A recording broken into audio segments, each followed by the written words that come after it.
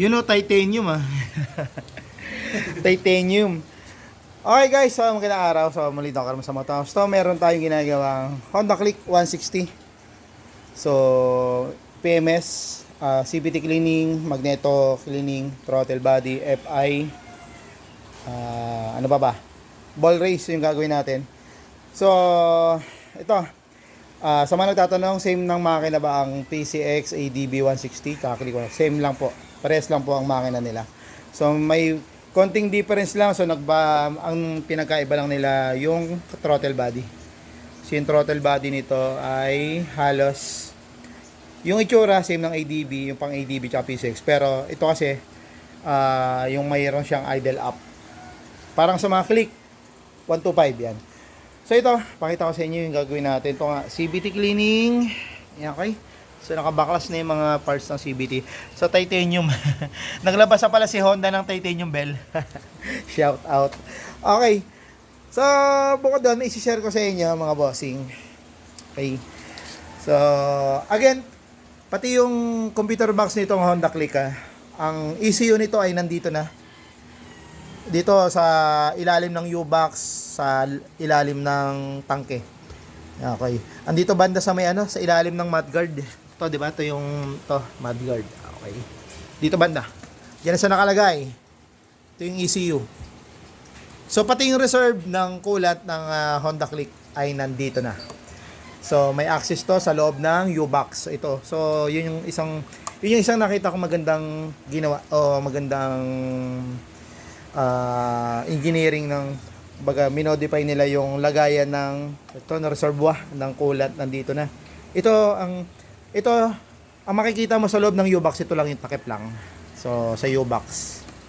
Hindi ko na kasi nakatanggal yung U-box Pero ito lang yung makikita doon sa loob. Ito lang tong cover na to. Okay? So ito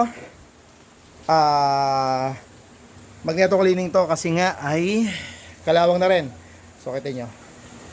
Kalawang na rin siya. So, ang mileage nitong itong Click 160 ay nasa 10,000 kilometers na yung tinakbo. So, hindi ko na may papakita sa inyo. Hindi ko ba ibubuksan kasi nakabaklas na yung mga parts. Yung injector, yung throttle body. Yan. So, hindi na natin pwedeng i-on. Okay. So, bukod doon, isi-share ko sa inyo. Medyo maselan to mga bossing sa mga kaibigan natin mechanic na nagagawa ng mga P6 o P6.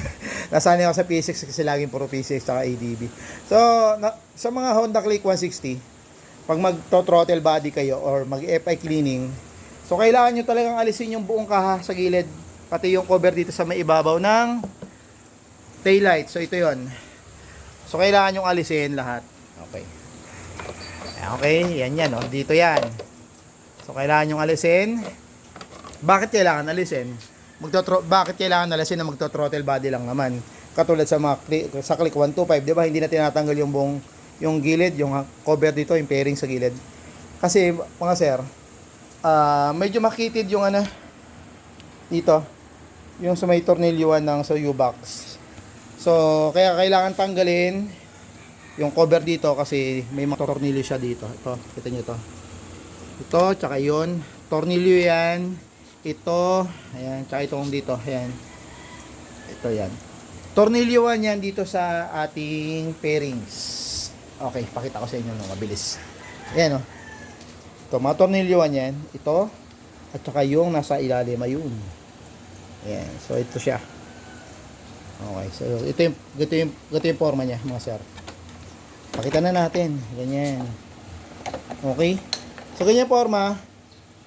So, kanina medyo natagal lang kami. Kung paano tatanggalin kasi nga. First time ko humawak ng magbaklas ng Click 160.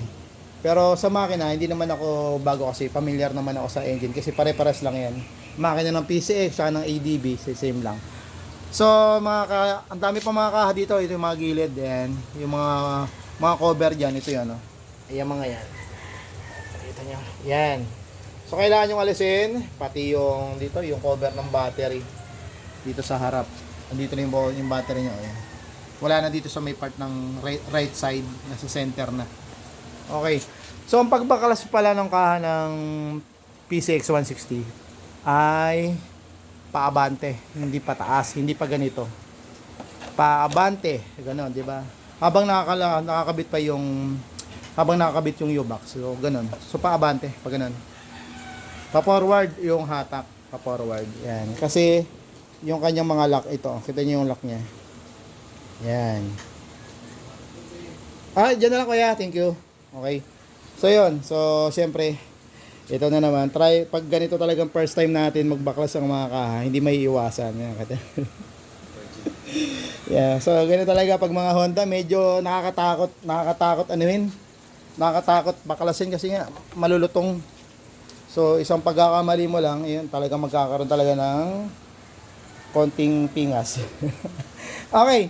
So, sinare ko lang yun niya. Sabi nga, pag mag-throttle body at FI kayo, ay babaklasin nyo lahat yung buong gilid ng housing, tapos yung cover na dito sa may tail light cover sa upper. Yan, upper. Okay? So yun lang, PMS, preventive maintenance yung gagawin natin. So CVT cleaning, throttle body FI, tapos magneto cleaning, tapos sabay na rin yung kanyang manibela dahil lumalaban na. Ika nga, may sariling buhay na yung manibela. Lumalaban na. Okay. Uli, Doc Armas sa Moto House. I hope sana itong mixing video na to ay kahit paano may natutunan tayo. Kahit konti, lalo sa mga first time, lalo na ako, first time ko nagbaklas dito.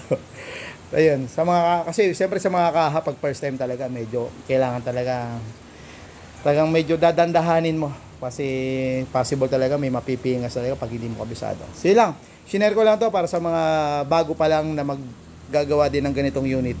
Kahit paano, meron na kayong nakuwang idea sa pagbabaklas ng kaha. Alright? Ilang muli ito Carlos sa Moto House. God bless sa atin lahat.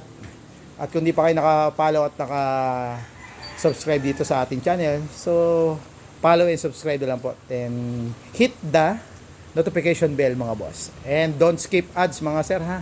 Thank you sa support. Ride safe. Bye-bye.